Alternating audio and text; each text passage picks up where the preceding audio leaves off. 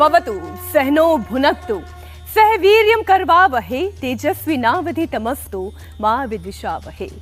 कृष्ण यजुर्वेद से लिया गया ये मंत्र कहता है हमारी साथ साथ रक्षा करें, हमारी साथ साथ पालन करें, हम दोनों को साथ साथ पराक्रमी बनाएं और हम दोनों यानी कौन, शिष्य और गुरु, हमारा पढ़ा हुआ शास्त्र तेजस्वी हो और एक दूसरे से कोई द्वेष ना हो।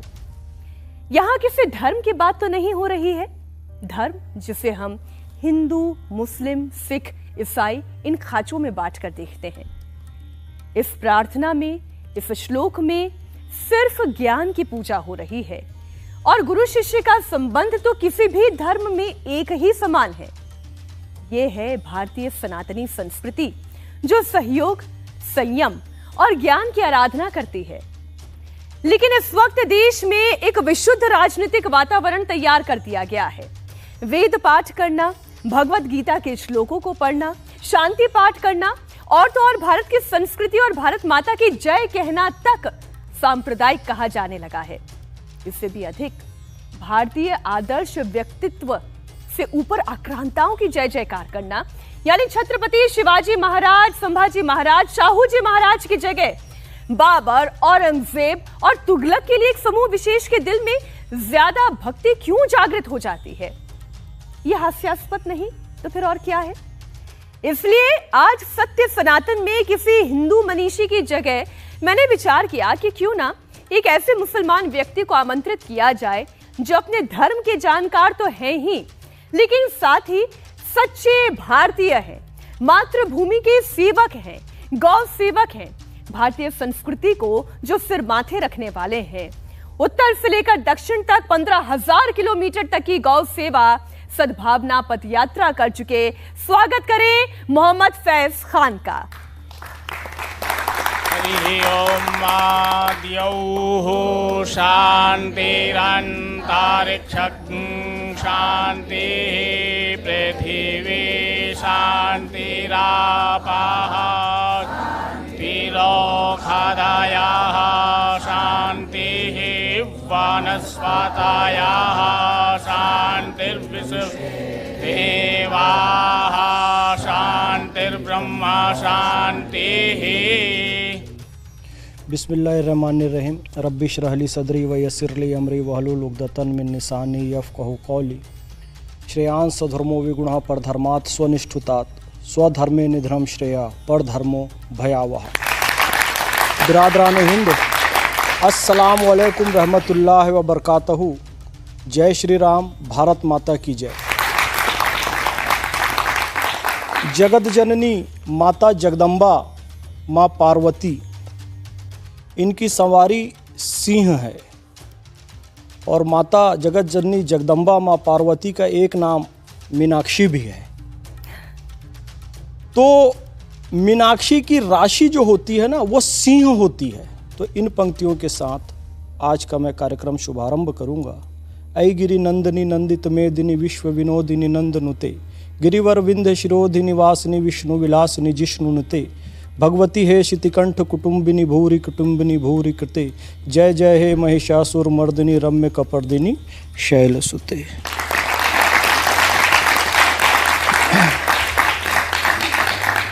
बहुत अच्छा लगा मीनाक्षी जी, आपने मुझे इस कार्यक्रम में बुलाया। सत्य सनातन का ये कार्यक्रम है। देखिए, मैं कहना चाहूँगा सत्य और सत में अंतर है।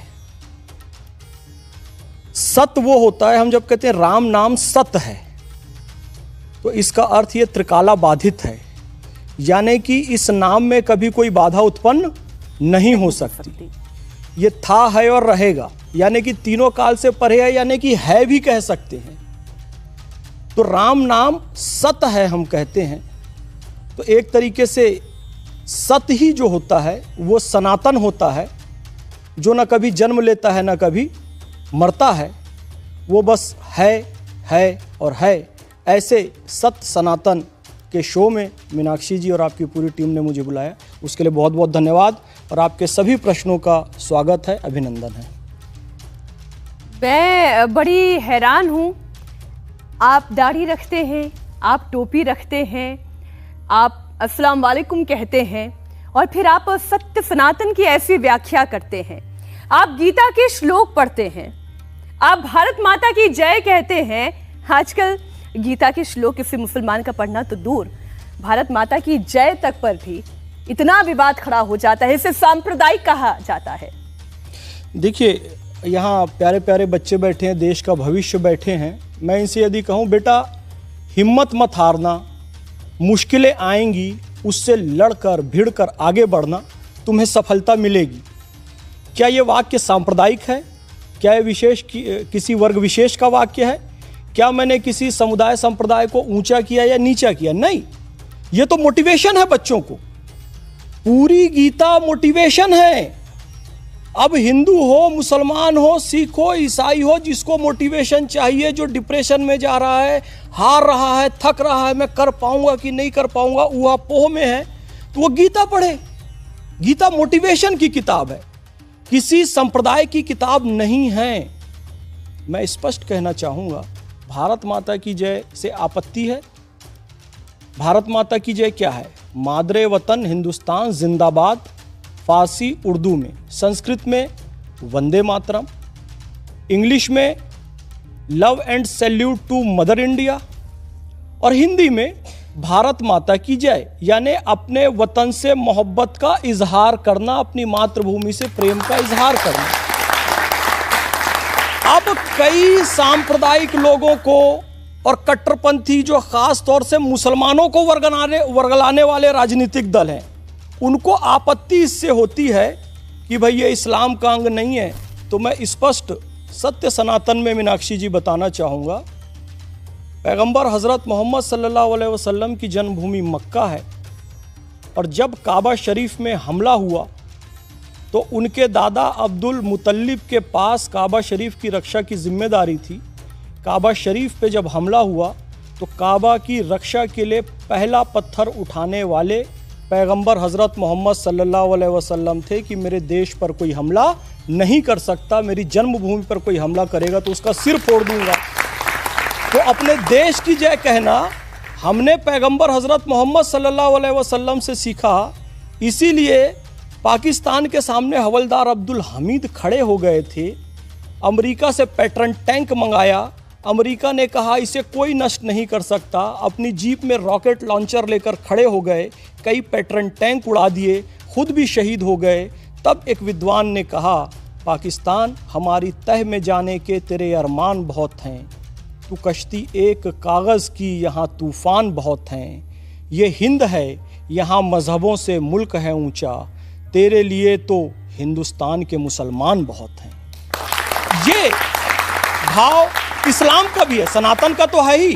क्योंकि जब लक्ष्मण ने कहा भैया लंका जीत लिए हैं, सोने की लंका है, थोड़ा आनंद लेते हैं, यानी एंजॉय करते हैं, रुकते हैं, तो राम जी ने क्या कहा, अपि स्वर्णमयी लंका नमे लक्ष्मण रोचते, जननी जन्मभूमिश्च स्वर्गादपि गरीयसी। हे लक्ष्मण, यद्यपि लंका सोने की है किंतु मातृभूमि से बहुत दूर हूं और बहुत दिन से दूर हूं। अब ये सोने की लंका मुझे भाती नहीं है, जितनी जल्दी हो सके अपनी मातृभूमि में जाऊंगा, क्योंकि जननी और जन्मभूमि स्वर्ग से भी महान है। ये राम जी ने कहा, वाल्मीकि रामायण का ये श्लोक है। तो इस्लाम में भी, सनातन में भी अपने देश की जय कहना, भारत माता की जय कहना, ये धर्म सिखाता है। और धर्म किसी संप्रदाय का नाम नहीं। धृति क्षमा दमोस्तेयम शौचम इंद्रिय निग्रह, धीर विद्या सत्यम क्रोधो दशकम धर्म लक्षणम, यानी कि हमारे जो गुण हैं, हमारे जो आंतरिक गुण हैं, वो धर्म के लक्षण हैं। तो इसलिए हमें हैरान हूँ फैज साहब, मैं हैरान हूँ, आप अपने धर्म का तो पालन करते ही हैं, आप उसके जानकार हैं, आप वाल्मीकि रामायण से श्लोक लेकर आ रहे हैं, आप गीता के श्लोक से चर्चा की शुरुआत करते हैं, आप भारत माता की जय कहते हैं। लेकिन आज इस वक्त भारत में, हिंदुस्तान में एक चर्चा चल पड़ी है।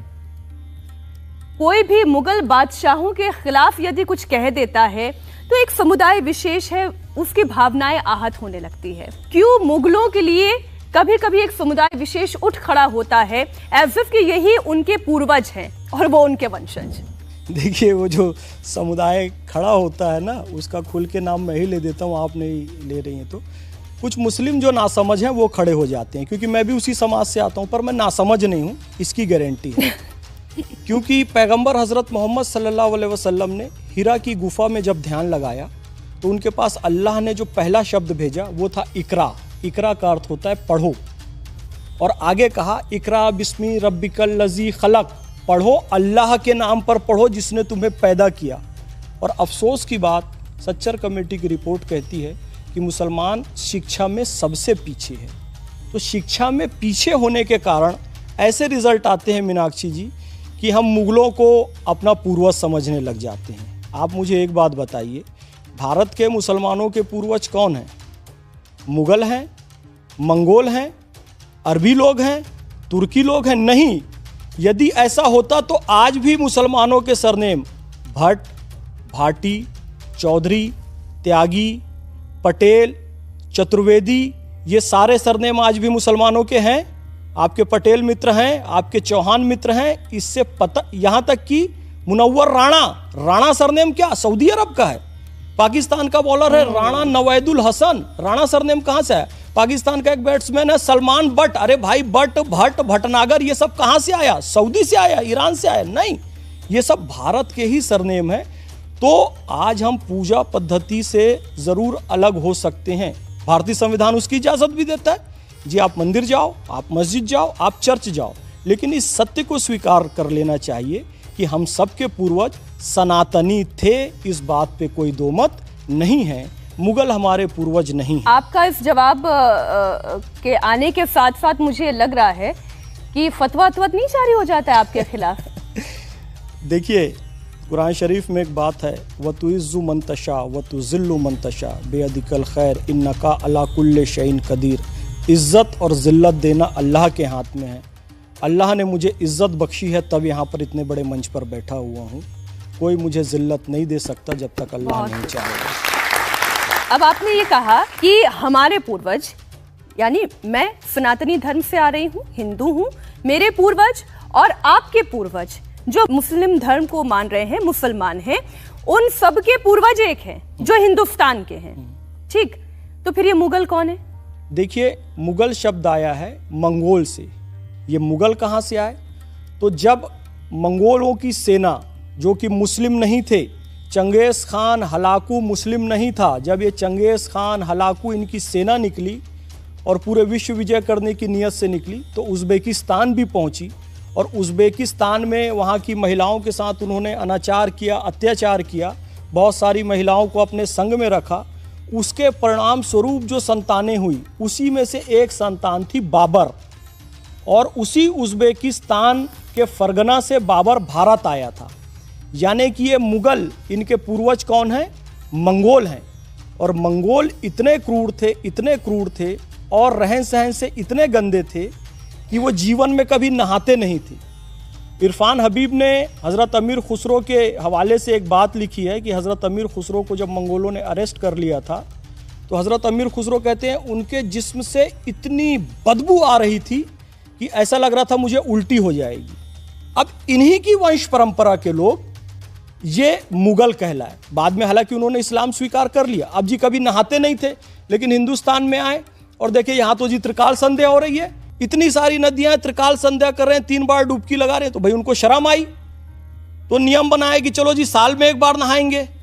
फिर कहा नहीं, इससे काम नहीं चलेगा। फिर कहा जी शुक्रवार के शुक्रवार। ये सब उनकी परंपरा है, ये मुसलमानों की परंपरा नहीं है। उन्होंने कहा चलो हफ्ते में 1 बार तो हम नहा ही लेंगे। इसलिए कई लोग मजाक मजाक में कहते हैं, जबकि ऐसा है नहीं कि यार मुसलमान तो जुम्मे के जुम्मे नहाते। नहीं भैया, ऐसा नहीं, हम लोग रोज नहाते हैं। ये मंगोलों के कारण ऐसा हुआ, क्योंकि वो लोग कभी नहाते नहीं थे। लेकिन इस देश का मुसलमान सनातनियों की ही औलाद है, हमारे पूर्वज सनातनी हैं, हिंदू हैं। तो इस सच्चाई को हमें समझना चाहिए।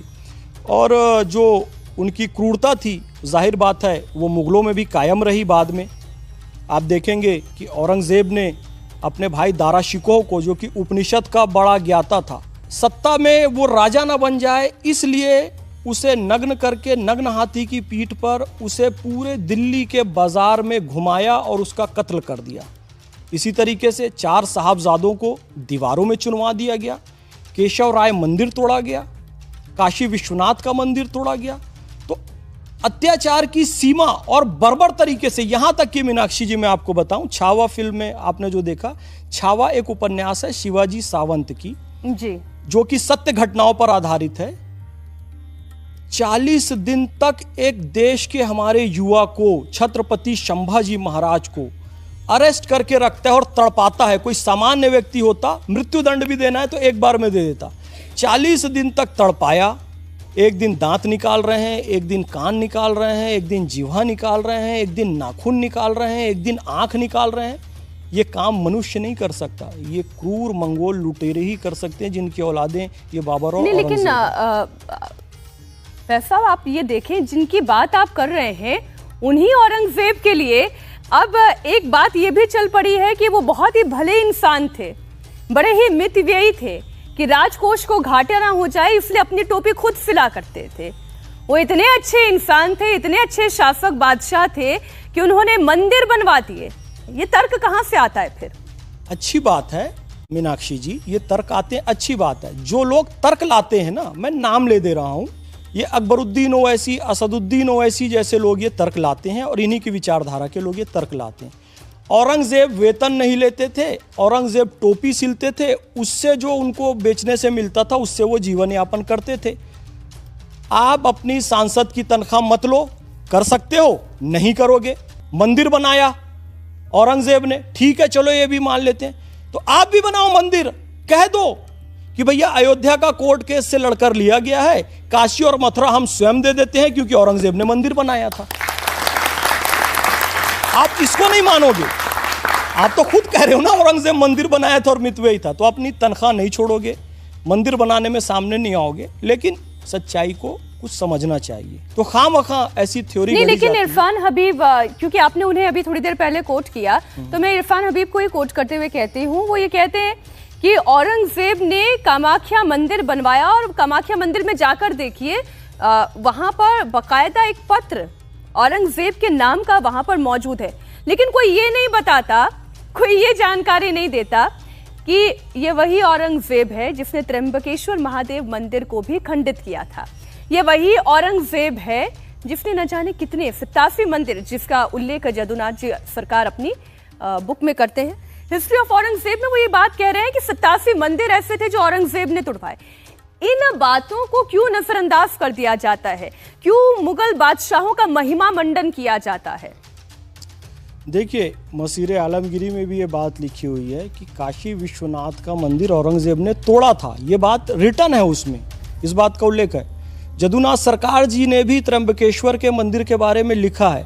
और एक बात और आती है कि औरंगजेब देखता था कि एक बड़ी ज्वाला आ रही है, एक बड़ा चिराग जल रहा है कहीं बड़े दूर से, तो पता किया जी कहाँ चल रहा है, तो पता चला एक मंदिर है मथुरा में कृष्ण भगवान का, केशव देव मंदिर, वहां पर चिराग जलता है, वहां पर जोत जलती है, तो उसकी रोशनी आगरा तक, दिल्ली तक पहुंचती है।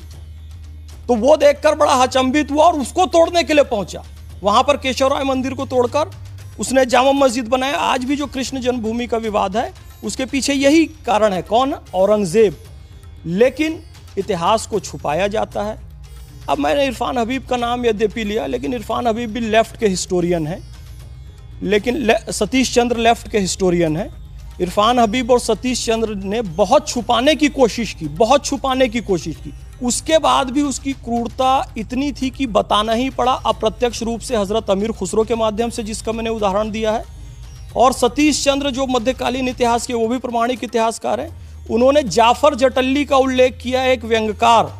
जाफर जटल्ली ने बड़े अश्लील शब्दों में कहा है, उसे मैं सभ्य शब्दों में कहता हूं, शैतान के नितंब तले अंधेरा। औरंगजेब के लिए जाफर जटल्ली ने कहा, जो कि औरंगजेब के समकालीन थे। ये बात सतीश चंद्र ने अपनी पुस्तक में लिखी है। तो सोचो वो कितना क्रूर शासक रहा होगा कि जाफर जटल्ली को अपनी जान की भी फिक्र नहीं थी। उन्होंने क्या लिख दिया? शैतान के नितंब तले अंधेरा। अब आप देखें कि दिल्ली में ही आप पूरा घूम के देखें तो बहुत सारे ऐसे मॉन्यूमेंट्स मिल जाएंगे जो मुगल कालीन तैयार किए गए हैं। उनकी भी उलाहना दी जाती है कि आप ये तो देखें कि मुगलों ने भारत को क्या दिया, किस तरीके का आर्किटेक्चर दिया, किस तरीके का खान पान दिया, किस तरीके की पोशाक दी, किस तरीके की सुगंध दी, यहाँ की संस्कृति में वो रच बस गए। तो यहाँ की संस्कृति में वो रच बस गए, या यहाँ पर रहने वाले सनातनियों को भी धर्मांतरण के लिए उन्होंने प्रेशराइज किया? जो दर दर भटक रहे हैं उनके पास वास्तुकला सीखने का समय कहाँ से आएगा? वो कहाँ से इतने भव्य इमारतें बना लेंगी? आपके ही नाम से मदुरई में बहुत बड़ा मंदिर है, मीनाक्षी मंदिर, जो मैं शुरू में माता जी का नाम लिया ना, जी। माता पार्वती का, वो मीनाक्षी मंदिर मदुरई में है। आप जाकर देखिए उन मंदिरों को। इसकी कल्पना भी कभी कोई मुगल नहीं कर सकता। आप क्या सोचते हैं ये जो ताजमहल बना है या हुमायूं का मकबरा बना है, ये इनके दिमाग की कल्पना है? नहीं हो सकती। ये सब भारतीय वास्तुविदों की कल्पना है। पूरा शुल्व सूत्र जो है, शुल्व सूत्र में सारी चीजें बताई गई है, यज्ञवेदी से लेकर सारे विश्वकर्मा भगवान जो हैं कि कैसे भवनों का निर्माण किया जाता है, ये सब भारतीय सनातन ग्रंथों में मौजूद है। ये सब चीजें वहीं से ली गई है। उसके बाद उसे थोड़ा मॉडिफाई करके उसमें अपना नाम लिख के, वो कहते हैं ना जी, बनाया किसी और ने और नाम किसी और ने, उसमें अपना लिख दिया कि मेड इन फलाना। तो वही काम उन्होंने किया है। उन्होंने ये कोई आर्किटेक्चर नहीं बनाया है। फिर मैं कह रहा हूँ, जो लोग मुगलों से मोहब्बत करते हैं वो समझ जाएं कि मुगल मुसलमान भी नहीं थे और अत्याचारी थे, आताताई थे। उन्हें वास्तुकला का भी ज्ञान नहीं था। आज भी मैं किसी देश का नाम नहीं लेना चाहता, मैं बहुत सारे देशों में घूमता रहता हूँ, वहाँ पर खाना बनाने तक की तकनीक नहीं है। खाना बनाना तक नहीं आता था वो लोगों को। आज भी फीका खाना खाते हैं, उनको नमक का महत्व पता नहीं है। ये सब उसी परंपरा से आए हुए लोग हैं। और वो 56 भोग वाले देश को ये बताएंगे कि खाना हम लेकर आए। वो मीनाक्षी मंदिर जैसे मंदिरों को बनाने वाले लोगों को ये बताएंगे, अजंता एलोरा कैलाश मंदिर बनाने वाले लोगों को ये बताएंगे कि वास्तुकला हम लेकर आए। मुसलमान मैं भी हूं, लेकिन मैं मानता हूं कि मेरे पूर्वज सनातनी थे। मेरा सऊदी अरब से कोई लेना देना नहीं है। मैं आज भी नमाज पढ़ता हूं और पढ़ता रहूंगा। मैं एक भारतीय मुसलमान हूं। इबादत के लिए मेरा सिर काबा की तरफ झुकेगा। सऊदी अरब में है काबा, जहां हम हज करने जाते हैं। इबादत के लिए मेरा सिर काबा की तरफ झुकेगा। जब सर कटाने की बात आएगी तो सरजमीन हिंदुस्तान के लिए कटेगा। यही मैं कहना चाहता हूं। हम मुगलों पर चर्चा कर रहे हैं। मैं और औरंगजेब पर एक बार फिर से इस चर्चा को लेकर आती हूँ। एक तर्क ये भी दिया जाता है, ये वही औरंगजेब है जिसने अगर भाई 45-48 साल तक भारत पर शासन किया, वो मुगल बादशाह रहा। और उसके बारे में ये कहा जाता है कि वो जब तक ब्राह्मणों की जनेऊ नहीं देख लेता था, जब तक वो हिंदुओं का कत्ल नहीं कर देता था या फिर उनका धर्मांतरण नहीं कर देता था, उससे चैन नहीं आता था। आपने छावा का थोड़ी देर पहले जिक्र किया, जिस तरीके से उनके ऊपर अत्याचार किया, इन तमाम चीजों के होने के बावजूद वो ये पूछते हैं फिर हिंदू बच कैसे गए भारत में? अगर वो इतना ही आताताई था तब तो हिंदुओं की पूरी नस्ल को खत्म हो जाना चाहिए था। पाकिस्तान एक पूरा देश बन गया इस्लामिक, बांग्लादेश पूरा एक देश बन गया इस्लामिक। और कितने लोगों को धर्मांतरित करता वो? भारत माता का एक बड़ा हिस्सा टूट गया। क्यों? यही कहा ना कि भाई हम हिंदुओं के साथ नहीं रह सकते, हमारे हित अलग हैं। तो अलग हित बताने वाला कौन था? औरंगजेब ही था ना। वही विचारधारा आते आते इतने सारे लोग मुसलमान बन गए और कुछ लोगों ने पाकिस्तान की मांग कर दी। और जी सब क्यों नहीं बना? पूरा भारत क्यों नहीं धर्मांतरित हुआ? तो देखिए, टैक्स था जजिया, क्योंकि ऑप्शन था वहां पर। ऑप्शन क्या था? या तो इस्लाम स्वीकार कर लो, औरंगजेब ने जो ऑप्शन दिया, जो कि छावा फिल्म में दिखाया गया है, जो कि 4 साहबजादों के साथ किया गया, गुरु गोविंद सिंह जी के साथ किया गया। या तो इस्लाम स्वीकार कर लो, दूसरा या तो जजिया कर दे दो और हिंदू रहो। इस्लाम स्वीकार करो तो जिंदा रहोगे, जजिया कर दे दो, हिंदू रहो तो जिंदा रहोगे। इस्लाम भी स्वीकार नहीं करोगे, जजिया कर भी नहीं दोगे, तो छत्रपति संभाजी महाराज जैसा हाल किया जाएगा। तो बहुत सारे लोग इसलिए भी बचे रहे कि वो जजिया कर देते रहे। वो कोई उसकी उदारता नहीं थी कि पूरे भारत को उसने क्यों भाई मुसलमान नहीं बनाया। भैया जजिया कर लेता था, किस बात का टैक्स लेता था? हिंदू होने का टैक्स। हिंदू, आप हिंदू हो, इस बात का टैक्स लिया जाता था। तीर्थ यात्रा का टैक्स लिया जाए। मुझे याद आ रही थी अभी जब मोदी जी ने बहुत सारे कुंभ के लिए ट्रेनें चलाई ना, मैं भी गया था कुंभ में, तो मुझे अफसोस होता है कि आप औरंगजेब के समय में रहते तो ट्रेन और बस और अपनी बैलगाड़ी से भी नहीं जा सकते थे, और पैदल भी जाते तो आपको टैक्स देना पड़ता क्योंकि आप कुंभ जा रहे हैं। शर्म की बात है, इसमें ताली नहीं बजाना है। देखिए, हम लोग समझते नहीं हैं कि कई बार शर्म की बातों पर भी ताली बजा देते हैं। गर्व की बात यह है कि अब देश ऐसे लोगों के हाथ में है जो कुंभ के लिए स्पेशल ट्रेन चलाते हैं। इस बात पे ताली बजाइए, ये ताली बजाने वाली बात। फिर ऐसे औरंगजेब के कोर्ट में हिंदुओं का क्या काम था? क्यों राजा मान सिंह अकबर के साथ थे? राजा मान सिंह अकबर की सेना में सेनापति थे। राजा जय सिंह औरंगजेब की सेना के सेनापति थे। और ये जो हम लड़ाइयाँ देखते हैं ना कि छत्रपति शिवाजी के खिलाफ सेना भेजी और छत्रपति संभाजी महाराज के खिलाफ सेना भेजी, ये सब सेना का नेतृत्व जय सिंह किया करते थे, जो कि औरंगजेब के सेनापति थे। लेकिन याद रखिए, हर जगह कुछ ना कुछ गद्दार तो होते ही हैं। आपने देखा होगा छत्रपति संभाजी महाराज के साथ भी गद्दारी की तो उन्हीं के परिवार के लोगों ने गद्दारी की। रानी लक्ष्मीबाई यदि पकड़ी गई या फिर उसे मृत्युदंड दिया गया तो उसके पीछे भी गद्दारी करने वाले लोग उसी के क्षेत्र के थे। तो गद्दार हर जगह होते हैं, जो कि पैसे के लालच में आते हैं, धन की लालच में आते हैं, अपने धर्म से समझौता कर लेते हैं और उसके बाद इस तरह का कृत्य करते हैं। तो वो हर समय लोग रहे, पहले भी रहे, अभी भी हैं। मैं तो बोलूंगा नहीं किसी औरंगजेब की कोई महानता नहीं है, कोई अकबर की महानता नहीं है इसमें। औरंगजेब और अकबर की महानता कैसे हो सकती है? आज मैं पॉलिटिकल, आप जानती तो हैं वर्तमान के सब सारे आजकल के तथाकथित धर्मनिरपेक्ष दल लोग पैसे के लिए, सत्ता के लिए क्या क्या कर रहे हैं।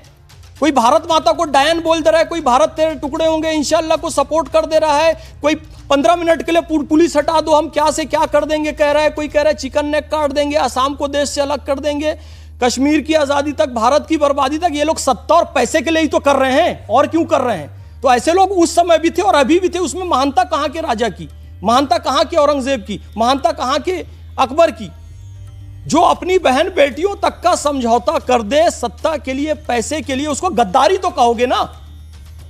नहीं तो रानी पद्मिनी की तरह हमारे देश की महिलाओं ने जौहर तक कर लिया है, क्योंकि इतने क्रूर लोग थे, इतने क्रूर लोग थे कि महिलाओं के शवों को भी नहीं छोड़ते थे। तो एक पद्धति ये होती है कि खुद को चाकू घोंप लिया, पर शरीर तो है, तो वो मृत शरीर को भी नहीं छोड़ते थे। इसलिए कैसी परंपरा आई? जौहर की परंपरा आई। इसमें कहां की अरे अकबर तो उसको पता चलता था कि मेरी जानकारी के बिना किसी सेना ने कोई युद्ध जीता है और बहुत धन लूटा है, और दौड़ के जाता था तब पता चलता था कि 100 सुंदर कन्याओं को भी उसके सैनिकों ने लूटा है। तो अकबर सारा काम छोड़ के दौड़ के जाता था कि भाई वो 100 कन्याएं कहां हैं, उसमें से छांट के 5-10 अपने पास ले आता था। मुझे बोलते हुए शर्म आ रही है, यहां पर बहनें भी बैठी हुई हैं, लेकिन अकबर एक करता था, हिस्ट्री की बुक्स में है। और फिर कह रहा हूं, इन्हीं लोगों ने लिखा है जिनका मैंने नाम लिया, बहुत छुपाने का प्रयास किया, फिर भी यह लिखना पड़ा कि अकबर लूट के माल में हिस्सा लेने दौड़ कर जाता था। खास तौर से जो कन्याएं पकड़ी जाती थी हिंदू, उनको लेने जाता था खास तौर और से। फिर उन्हें नाम दे दिया जाता है अकबर द ग्रेट। और फिर उनकी प्रशंसा, उनकी वाहवाही में कई हिस्टोरियंस भी हैं, कई उनके नुमाइंदे भी हैं, यूं खड़े हो जाते हैं जैसे कि उनके अपने पुरखे हैं, वो उतने आंदोलित हो जाते हैं। अब मैं प्रश्न करती हूं आपके अपने निजी जीवन की। मैंने परिचय दिया अपने दर्शकों को कि आप गौ सेवक हैं, गौ सेवा करते हैं, आप पदयात्रा करते हैं।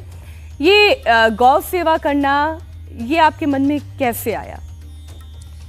देखिए, अशफाकुल्लाह खां साहब की भी एक भावना आई कि भगवान अल्लाह इस्लाम में पुनर्जन्म तो नहीं है, लेकिन यदि पुनर्जन्म हो तो बार बार मुझे भारत भूमि पर ही जन्म हो। तो मैं एक मुसलमान हूँ, सनातन का भी बड़ा प्रभाव है, क्योंकि सत्य सनातन ये शो भी है और मेरे मन में भी सनातन का बड़ा प्रभाव है। तो मेरा ये मानना है मीनाक्षी जी, कहीं ना कहीं प्रारब्ध तो है जिसके कारण मैं यहाँ पर आया। तो मेरी शिक्षा दीक्षा प्रारंभिक शिशु मंदिर में हुई। मेरे माता पिता दोनों शिक्षक थे। आज सच्चर कमेटी की रिपोर्ट करी कि मुसलमान सबसे ज़्यादा अशिक्षित हैं, लेकिन मेरा इतना सौभाग्य कि मुस्लिम परिवार में पैदा हुआ और मेरे माता पिता दोनों शिक्षक थे, सरकारी नौकरी में थे। तो प्रगतिशील विचार मुझे अपने स्कूल से, अपने माता पिता से, फिर साधु संतों के, अच्छे लोगों के सत्संग से मुझे मिले। फिर मैंने गिरीश पंकज जी का एक उपन्यास पढ़ा, एक गाय की आत्मकथा। एक गाय की आत्मकथा का नायक मुस्लिम है और वो गौ सेवा करता है, और दोनों वर्ग के जो कट्टरपंथी लोग हैं उनके विरोध का सामना करता है, पर अंततः वो सफलता प्राप्त करता है। तो गिरीश पंकज जी का वो उपन्यास एक मेरे लिए बहुत बड़ा प्रेरणा का कारण बना।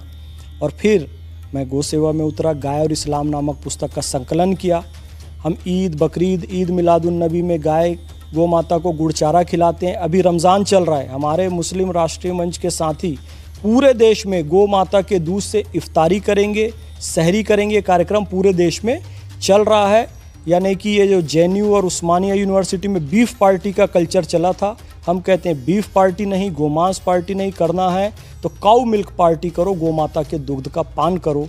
क्योंकि पैगंबर हज़रत मोहम्मद सल्लल्लाहु अलैहि वसल्लम ने फरमाया, गाय का दूध शिफा है, गाय का घी दवा है और इसका मांस बीमारी है। फिर कह रहा हूँ, छुपाने का प्रयास करते हैं, उसके बाद भी पाकिस्तान की हेल्थ टीवी को शो चलाना पड़ा। आप देखेंगे पाकिस्तान की हेल्थ टीवी तो मिलेगा, वो भी स्वीकार रहे कि हाँ, पैगंबर साहब ने कहा है कि गाय के दूध, दही, घी में शिफा है, स्वास्थ्य है और मांस में बीमारी है। तो ये बात है। राम मंदिर की जब प्राण प्रतिष्ठा हुई, आप भी वहां गए थे और राम मंदिर एक ऐसा विषय है जो सनातनियों के दिल के बहुत नजदीक है।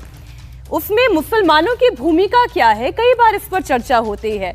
अब आपने जिन नेताओं का नाम लिया, उनका तो कहना ये भी था कि ये तो हमने दे दिया, हमसे छीन लिया गया। अब न जाने और कितनी मस्जिदों पर सनातनियों की निगाहें हैं या सियासतदानों की निगाहें हैं। हम लोगों का ये मानना है, सभी का ये मानना है और मानना भी चाहिए कि एक अयोध्या का मंदिर कोर्ट केस लड़कर लिया गया, कम से कम 2 मंदिर और काशी और मथुरा का आपस में समझ बूझकर बैठकर मुसलमानों को स्वयं हिंदू भाइयों के हाथों में सौंप देना चाहिए। क्योंकि 5000 मंदिर तोड़े गए ऐसा आरोप है। 5000 नहीं तोड़े